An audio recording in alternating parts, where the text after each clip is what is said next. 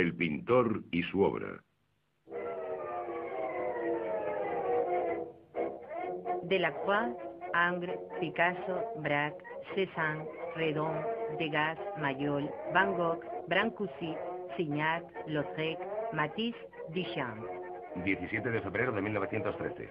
Se inaugura la Exposición Internacional de Arte Moderno en el Arsenal del Regimiento 69 de Infantería de Nueva York en Lexington Avenue. Tragedia, Dios mío, han colgado mi obra maestra boca abajo, la verdadera cubista. He ganado el primer premio en la feria del año pasado. La pintura con el número 241 es la que más llama la atención. Se titula Desnudo bajando una escalera. Un huracán en Lexington Avenue. El público irritado al contemplar la obra Desnudo bajando una escalera. Raíles y traviesas después de un terremoto.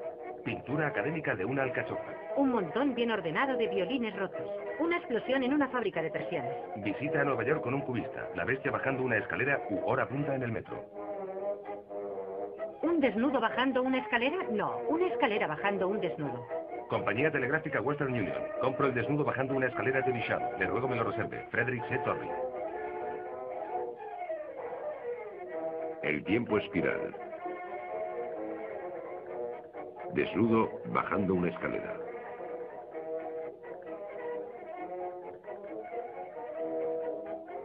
Museo de Arte de Filadelfia.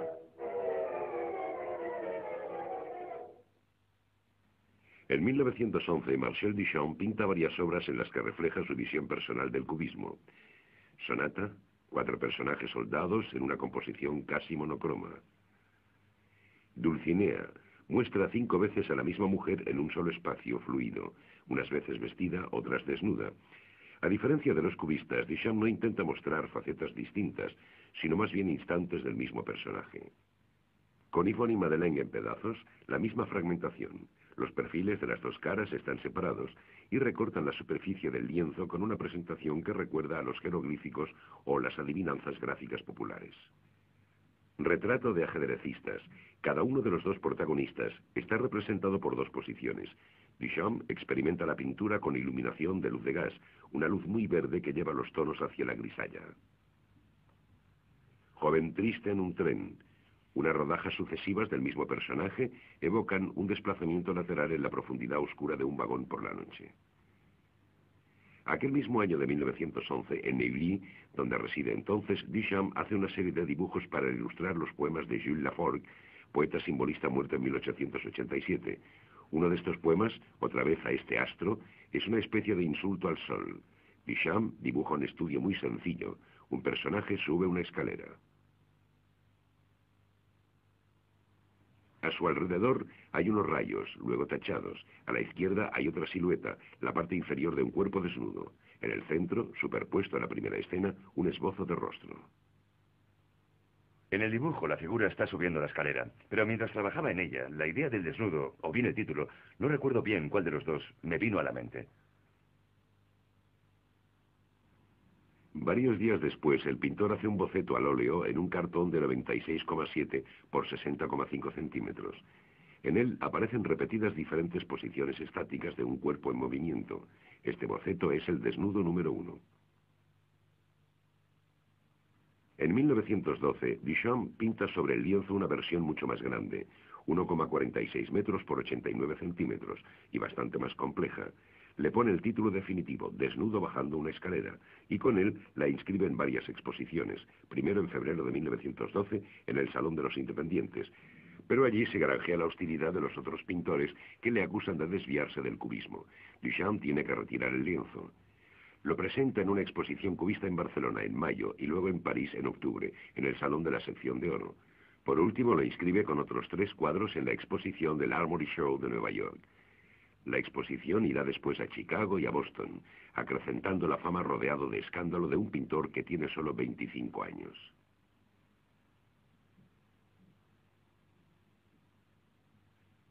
Dos años después, en 1915, cuando Duchamp desembarca por primera vez en Nueva York, es ya un pintor célebre y cotizado. Walter Arzenberg, poeta y mecenas, se hace cargo de él y le ofrece un estudio en su casa y comprará la mayoría de sus obras. Louis y Walter Arzenberg tratan con pintores y escritores, coleccionan apasionadamente la pintura y la escultura de su tiempo. Para consolarles de no haber podido comprarle el desnudo a su primer propietario, Frederick C. Torrey, Duchamp les pinta una réplica. El cuadro, realizado a partir de una fotografía, lleva la irónica firma de Marcel Duchamp hijo, como para indicar que había surgido del anterior por un verdadero mecanismo de engendramiento. En 1918, Duchamp pinta una copia minúscula del desnudo para la casa de muñecas de una de sus amigas, Carrie Stedheimer. Y retomará varias veces el tema de la obra. En 1937 hace reproducciones en color para sus amigos, las mismas que utiliza 4 años después para su Watt en Valise, una especie de estuche portátil en el que guarda reproducciones en miniatura de sus obras más conocidas. En 1930, los Arzenberg por fin habían podido comprar el desnudo propiedad de Torri. El boceto a la aguada y las 2 obras gemelas, número 2 y número 3, se exponen hoy en el Museo de Filadelfia con la colección de obras de Duchamp legada por los Arzenberg en 1954.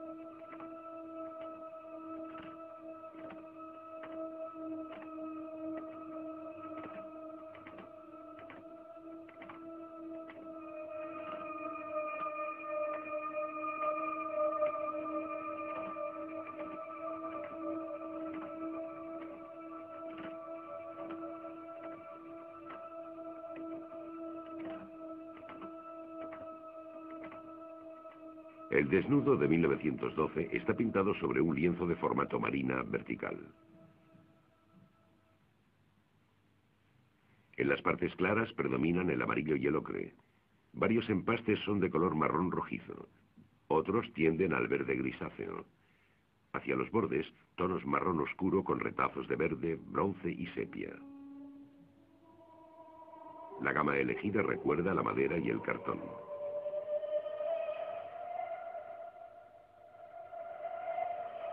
El desnudo número 3 está pintado sobre una reproducción fotográfica en blanco y negro de tamaño natural.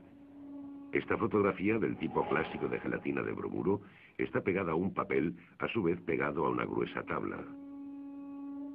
Los pigmentos al óleo no se adhieren al papel fotográfico, de modo que Duchamp tuvo que utilizar acuarela, pastel, tinta y lápiz para pintar.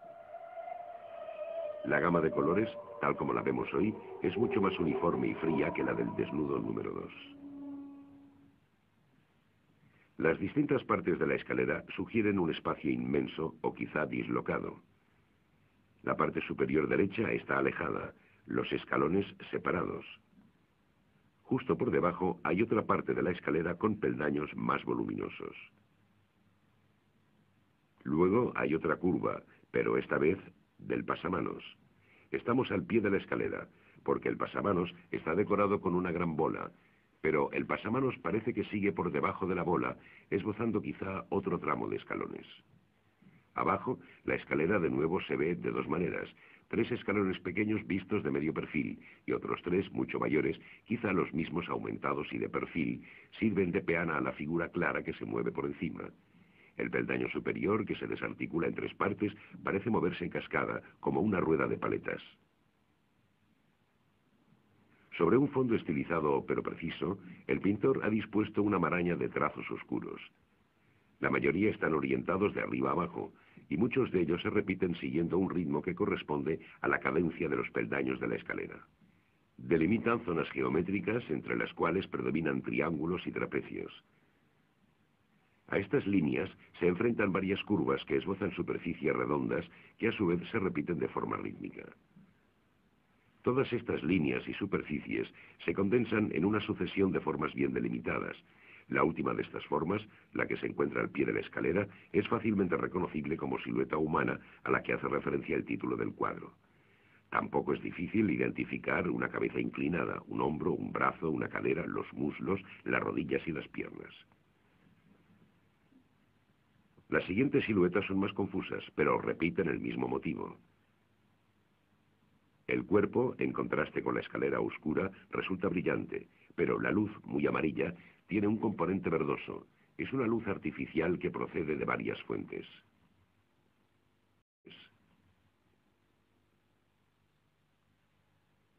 En la pintura clásica, el movimiento se sugería con los más variados artificios. Nebulosidad de ángeles o santos que vuelan, pliegues violentos en los ropajes, cabellos flotantes. En la parábola de los ciegos, Bruegel muestra la caída en cascada del pequeño grupo en todas sus fases.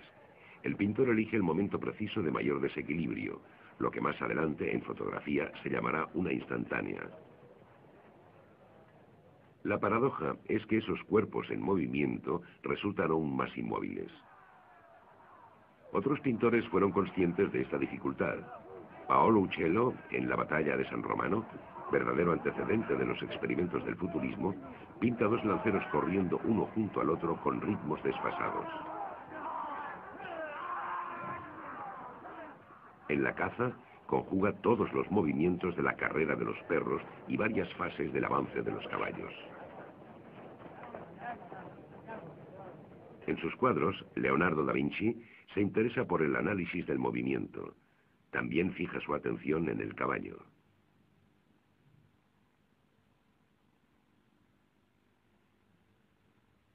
En el Derby de Epsom, Géricault trata de mostrar una veloz carrera y pinta un instante muy poco probable en el que todos los caballos parecen suspendidos en el aire. Pero sabe bien que el ojo del espectador no es capaz de percibir la posición de las patas de un caballo al galope. A lo largo del siglo XIX, tanto los pintores como los científicos discuten sobre el movimiento real del caballo. El fotógrafo norteamericano Edward Muybridge, que trabajaba para el rico industrial californiano Leonard Stanford, tomó las primeras instantáneas de un caballo al trote y luego al galope.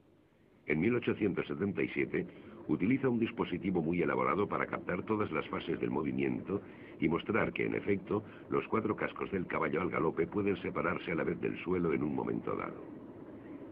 Estos trabajos estaban inspirados en los que un investigador francés, Étienne Jules Marey, realizaba por entonces en París. Marey fotografiaba personajes en movimiento, vestidos de blanco sobre un fondo oscuro, o también con vestidos negros ceñidos que tenían tiras en los miembros y puntos en las articulaciones.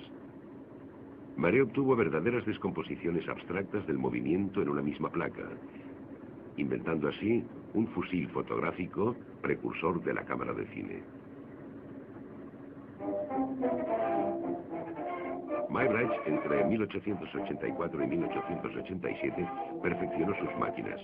Registró gran número de placas con fases de los movimientos más variados, tanto de animales como de seres humanos. Los ayudantes y estudiantes de la Universidad de California posaron para él. Varios de sus desnudos suben o bajan escaleras.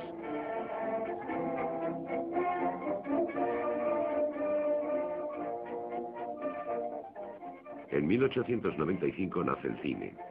En los años siguientes, camarógrafos, fotógrafos y pintores se familiarizan con la descomposición del movimiento. La misma acción registrada por la cámara se puede acelerar, decelerar, detener, invertir en el tiempo, invertir en dos dimensiones del espacio.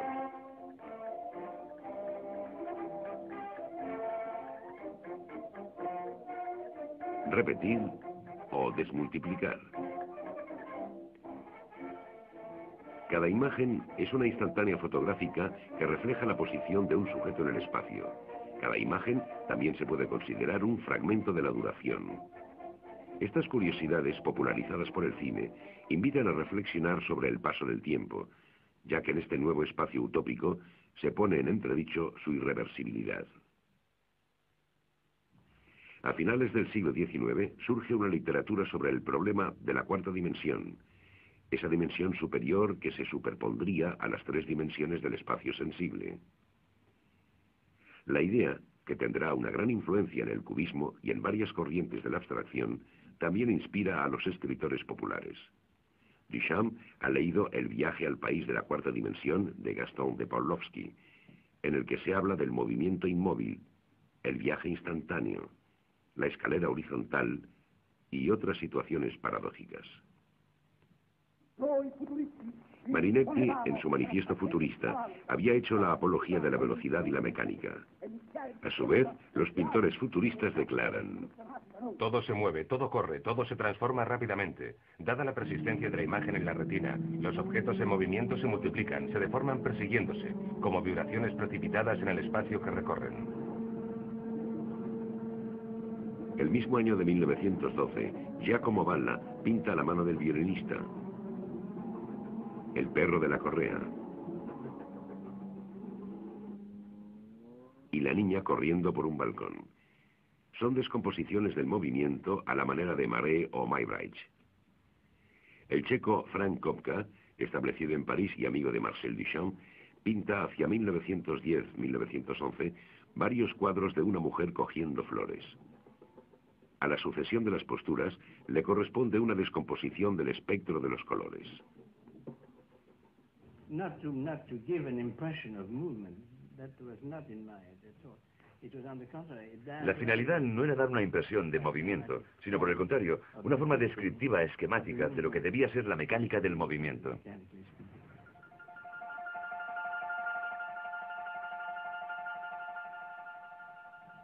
Al fijar así las siluetas sucesivas de su desnudo, Duchamp crea una figura abstracta pero completamente inmóvil.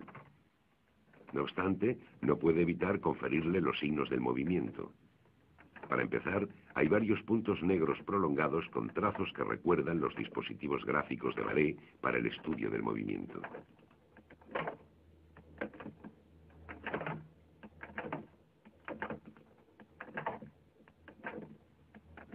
Luego están las líneas de puntos.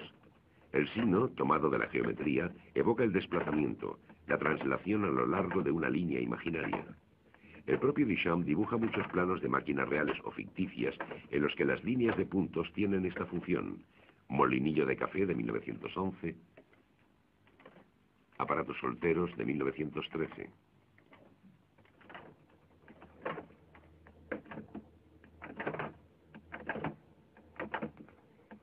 Otros signos, los trazos transversales que van en el sentido del movimiento. Esta clase de grafismo, que hoy nos resulta muy familiar, no aparece nunca en el arte clásico. En los albores de la fotografía, cuando el tiempo de exposición era necesariamente muy largo, los personajes en movimiento rápido aparecen en el cliché como estelas o efluvios que reflejan la amplitud de sus gestos.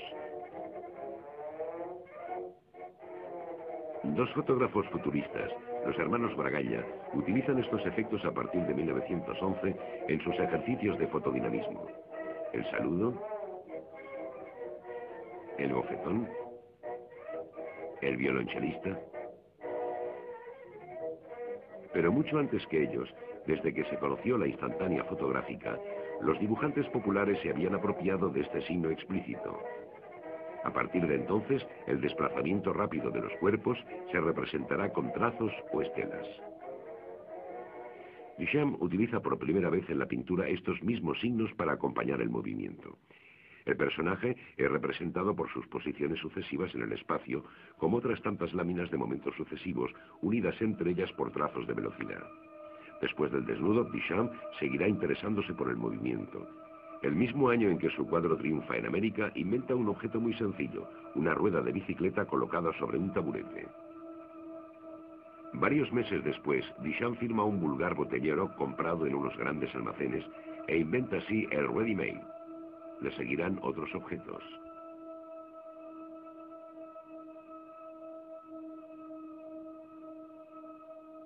Mientras está preparando su gran vaso, Duchamp sigue interesándose por la representación del movimiento, la percepción del relieve y las ilusiones ópticas.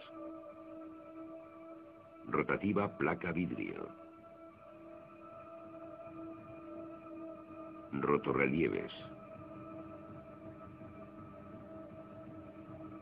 Esta actividad científica y festiva está acompañada de una producción abundante de planos, apuntes, aforismos, pequeñas notas escritas a vuelapluma en papeles variados, que Duchamp conservará cuidadosamente y publicará varias veces en facsímil. Asimismo, de 1946 a 1966, Duchamp elabora en su estudio neoyorquino un ambiente sumamente complejo que solo será desvelado en 1969, unos años después de su muerte. Todo bajando una escalera. Fue sobre todo el título del cuadro lo que desató las iras de los primeros espectadores e incluso de los amigos cubistas de Duchamp. En efecto, este título hacía referencia a una tradición pictórica. A partir del Renacimiento, la representación del cuerpo humano desnudo es un género por todo lo alto. Los cuerpos gloriosos y santos de Cristo y los mártires son sustituidos poco a poco por cuerpos de hombres y mujeres pintados o esculpidos al margen de cualquier inquietud religiosa, para la simple delectación estética de los espectadores. Pero este arte profano, a su vez, asumió una función sagrada. El desnudo, consagrado como género, era expuesto, visitado, analizado, comentado, y su carga erótica desactivada por un afán de seriedad. En la Belle Époque, el desnudo todavía es muy floreciente, y los pintores, incluidos los cubistas, siguen representando mujeres desnudas, de pie, sentadas o tumbadas. Nunca bajando una escalera. Pero, ¿de verdad es un desnudo? La extraña silueta humanoide baja las escaleras. Duchamp la ha pintado con colores que recuerdan la madera. La primera imagen que evoca es la de los maniquíes de madera pulida, frecuentes en los estudios de los artistas, cuyos miembros articulados permiten estudiar las distintas posturas de un cuerpo. Los empastes y las aristas agudas también recuerdan esas sencillas figuras de cartón que hacen en prácticas los estudiantes de arte. Reducido a sus líneas musculares, a sus tendones y a su osamenta, el desnudo parece un cuerpo desollado. A menudo, los anatomistas de la época clásica colocaban sus sujetos en situaciones descabelladas. Cuando el cuerpo está esquematizado con formas geométricas, se convierte en maniquí. Sucede con Luca Cambiaso, pintor y dibujante del siglo XV. Con Erhard Schoen.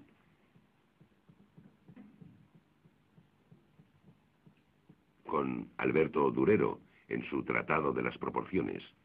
O con Giovanni Bracelli, grabador de principios del siglo XVI.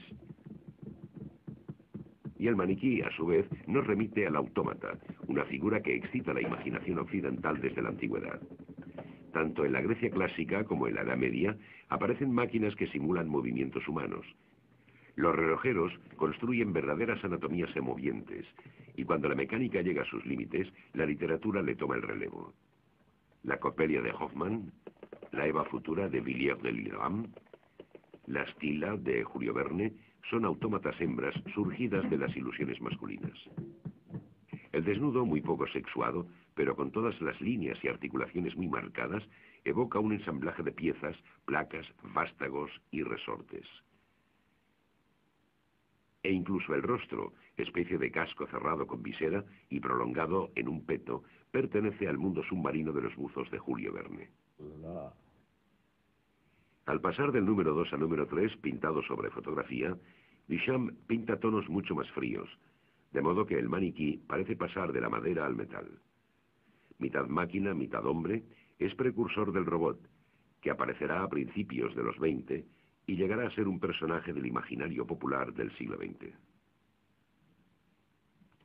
Por último, el desnudo también evocaba para el espectador de 1912 la imagen del fantasma. Los futuristas habían vuelto al espiritismo, muy de moda en la Belle Époque. En esta sucesión de formas vagas, evanescentes, ¿no hay acaso como un recuerdo de esos extraños efectos con que las fotos espiritistas embaucaban a la gente crédula?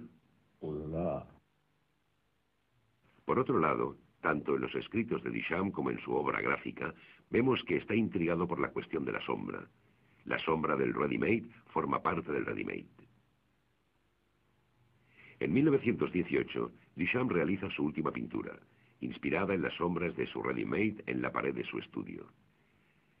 De un formato muy alargado, con varios trompe-l'œil y atravesado por un escobillón de verdad, el lienzo Tume, entiéndase me aburres, me molestas o me quieres, es un adiós a la pintura del caballete.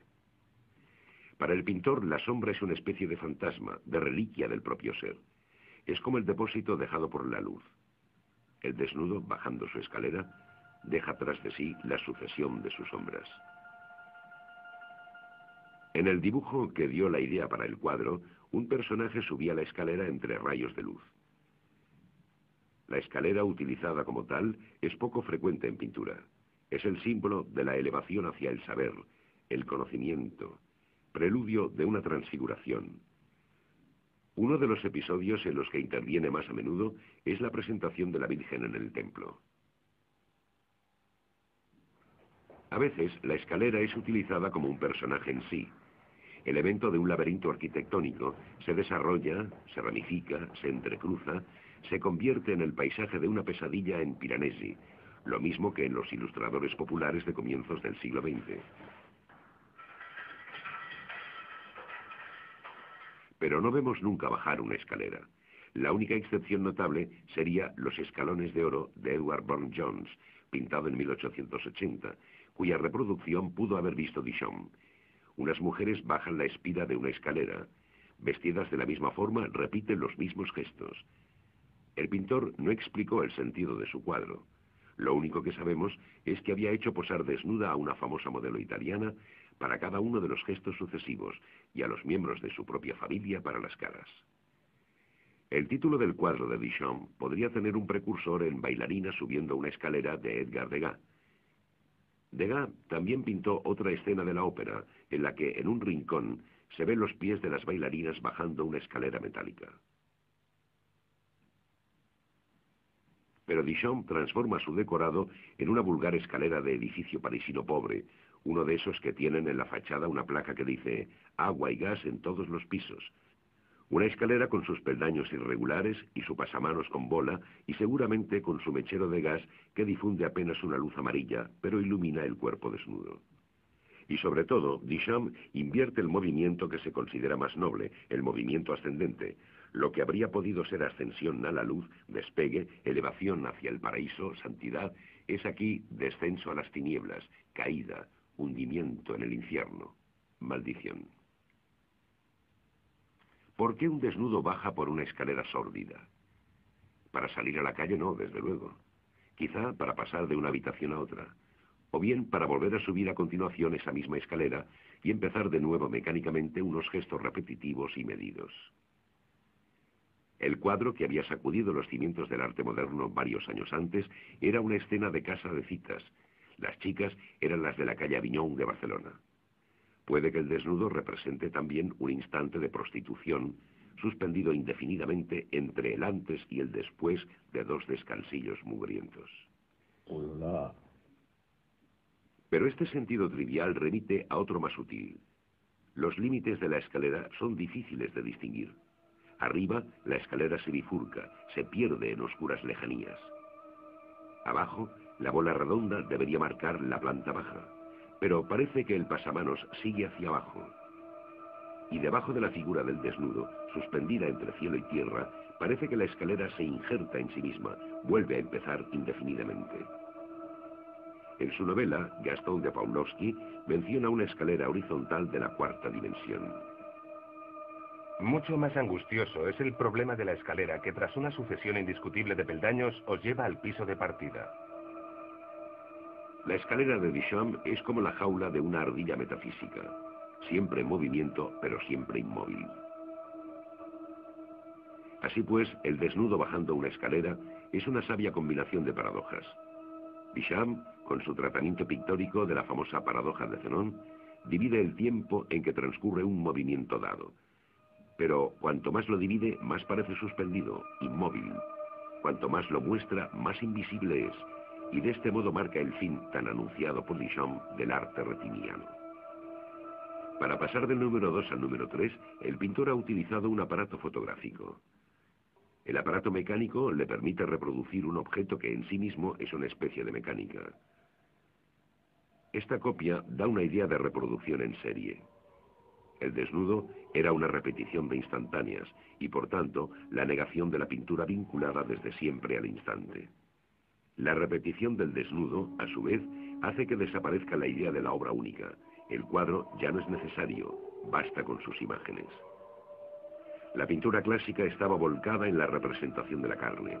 La encarnación era su función principal. Con el desnudo, la carne desaparece, queda reducida a un efluvio, un aura, una sucesión de ondas. El cuadro abre una nueva era estética, la de la disolución de las formas.